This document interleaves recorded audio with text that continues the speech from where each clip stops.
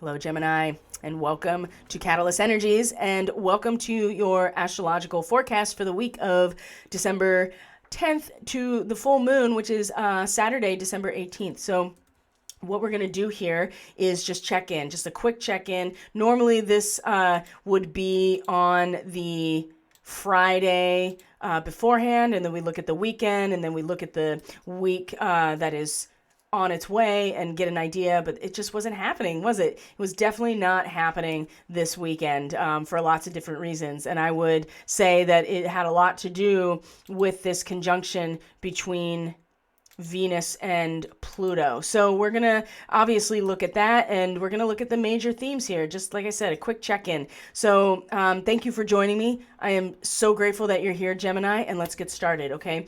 If you have not watched the general astrology report for this week, you can do so either by scrolling down and looking for it if you are subscribed on BitChute, and if you're on YouTube watching this, then at the end of the video, there will be a link to that video embedded in the screen, and then you can just click right on it. So I go into a lot of detail about the transits themselves. So I'm not going to go into as much detail here. What we're doing in these horoscopes is looking at the areas of life that they are going to, these transits and these aspects are going to have an impact on. And for Gemini, it's pretty cut and dry as far as I can tell here, is that it's all about you and your relationships, because not only was the solar eclipse started in Sagittarius, which means in your seventh house of who you are in your interpersonal relationships. There is going to be a full moon in Gemini with the sun at the galactic center on the 18th, which means that there will be a big reveal for Gemini in terms of identity and persona, and these persona that you present to the world and your subjective experience of yourself. A big reveal about some aspect that clearly needs to be released, that has been a source of unbearable pressure for so long that if we don't release it, we'll never get out from under it. So we're all going to have this experience with this full moon. The sun will be at the galactic center, showing us that there are enduring elements of meaning, especially for Gemini in your identity, in your relationships, that will the things that are meaningful, that are necessities, that are beautiful, that are continued to be used because they stood the test of time and necessity, are going to show you, Gemini, what in your actual persona and your self-identification needs to be released. And for Gemini, this can easily be executed if you really just lean into the strengths of having a Gemini rising, which is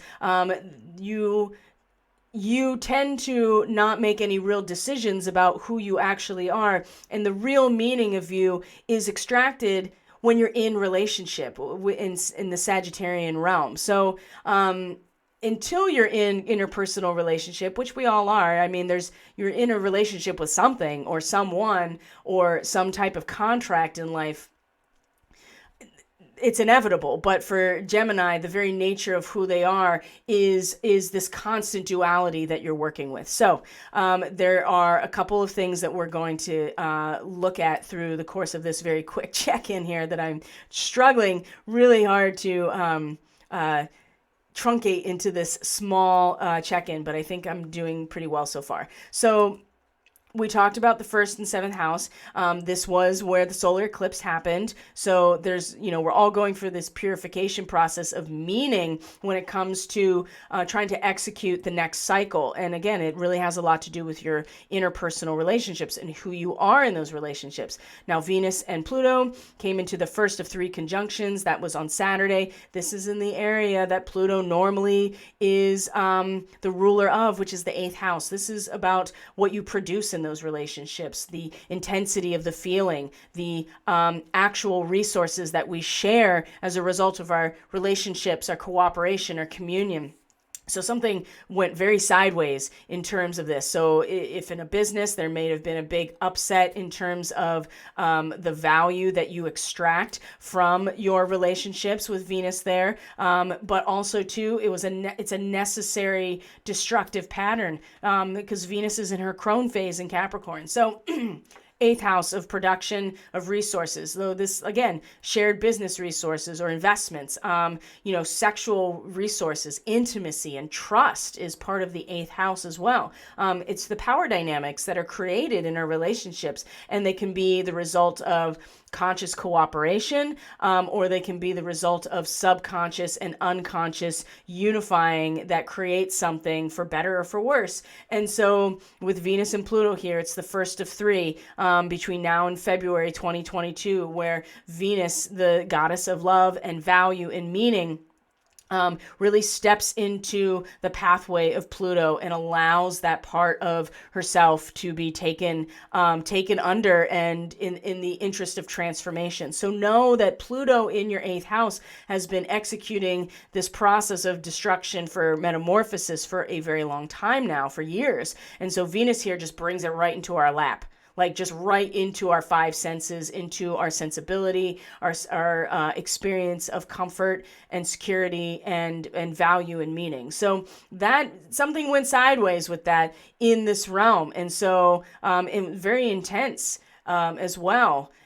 Something really destructive, but also kind of a necessary destruction, or certainly necessary in the sense that it reestablished for you what is valuable, what does have meaning, and what can be released in this realm of the actual production and shared resources. Now, the square that happened on Friday, as we see here, Friday, December 10th, we're seeing that the sun was in a square to the first quarter moon in your 10th house, and the sun was also in a square to Neptune as well. So this is like a dual layer of this finding our voice and our sustainment and expansion and expression in terms of your relationships and who you are in your relationships, but very much meeting this wet blanket in some ways. It's not entirely like this, but in terms of your career and what you're here to actually contribute to creating. That is ultimately the 10th house is the zenith of your destiny as an individuating consciousness in this lifetime. So with Neptune's been here for a while, really bringing this very humanitarian and transcended sense of human values, and really has brought the collective life into your awareness where there are no boundaries, right? And this is a big part too of where Chiron is for you in the 11th house, because Chiron's going to be a big player this week, specifically because of the square with Mercury and Capricorn to Chiron in your 11th house. So, Neptune has been making it very difficult for Gemini people to have any sense of individual ambition and goal when Neptune is, seeing the almost, you kind of have no choice because Neptune is the great dissolver in some ways, is forcing the issue of the collective life, having no boundaries between you and as an individual and the collective life, right? And it's really at a cosmic level and a very spiritual level as well. So it's making your, it's really bringing this sense of transcendental and cosmic consciousness, the collective unconscious, and this very dreamy and imaginative state that Neptune can bring about right into what is your career, what is your mission, what are you here to contribute to. So it's made it very nebulous and even more mutable than it normally is for a Gemini person to have a 10th house in Pisces, right? Showing that your real mission here has a lot to do with being compassionate, being forgiving, being unconditionally loving, being an artist, being a healer in a lot of ways, and the ability to be totally submerged in the full experience of oneness, right? And so you kind of been submerged into this consistently, and the moon has made it that much more powerful when it came into not only conjunction with Neptune, but also in a square to the sun, showing that, you're finding a lot of your voice and sustainment in your interpersonal relationships, in that one-on-one dynamic, which is, again, where Gemini extracts the most meaning. But there is a lot of emphasis and a lot of feeling, a lot of very strong feeling into the contribution to society and what Gemini's role really is within all that, and what you're here to be part of contributing to. And so when you have the moon in 10th house in general, I mean, you're really reflecting the social life back onto you. Now, when it comes to Chiron in your 11th house, I think that the aspect of this imposed wounding of self and shame and guilt for just wanting to actually grow and be ourselves and have a subjective identity is you're really getting, I think, pulled into the victim savior role within the larger social context in general. And the social organism as a whole is pulling you off of your center in terms of focused attention on all of the potential of what you can be at any given moment, right? You can't really feel free to be yourself within the social organism, Gemini, because Chiron keeps bringing these wounds of your participation in it. And, there's a lot of defeatism that comes in with Moon and Neptune together. Also an incredible connection to the source of all as well. And so I think there's been a really strong, the mutable energy for Gemini in particular, I think has been really a struggle in terms of feeling responsible for your role within the collective, not really knowing, what you're supposed to be doing, knowing and feeling your way into this, and having the entire collective karma brought into your how you identify as your mission, and have it really strongly reflected back to you. But the square to the sun at that first quarter square, and then the sun squaring it, is really showing the tension and ultimately the dissolving power of the larger social order in general when it comes to you just trying to find yourself within your meaning, right? Where's your meaning as an individual? Well, it's in your relationships in particular. And so there's been a lot of focus here. And up until yesterday, which today's the 14th, up until yesterday, even Mercury, your chart ruler, in this area, but now it's moved into the 8th house. So I think that Gemini have really been struggling with knowing their role, knowing how to best be of service to the larger whole, and how to not get pulled into the guilt and shame of what has already been established in a social context already, and maybe what you've contributed to creating or not creating. And it's been very nebulous with Neptune here, and the moon just made it that much more intense of a feeling.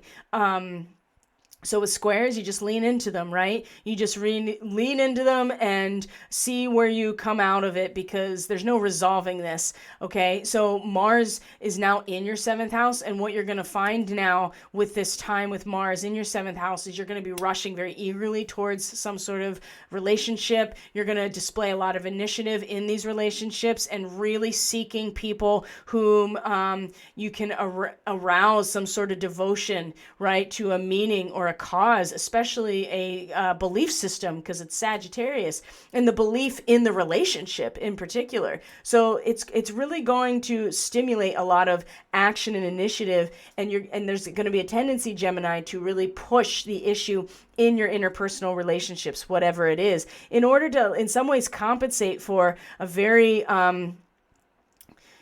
feeling kind of defeated in terms of the larger social order, and feeling maybe responsible, maybe feeling a sense of needing to be a savior in order to fix some issue, right? Chiron is the wounded healer, does everything it can to heal other people and not heal himself, because he has to give up the identity of the healer in order to heal himself. So, you're really going to, I would say that there's a real issue here potentially of pushing things further than they need to go in order to compensate for an area that you just really have to surrender to. And with Chiron in particular, you don't want to get pulled into all of the drama and the imposed wounds of the social organism as a whole, and keeping you off of your focus on your subjective experience, because ultimately that's where the real reveal is coming from, is what needs to be let go of in terms of your identity and your subjective experience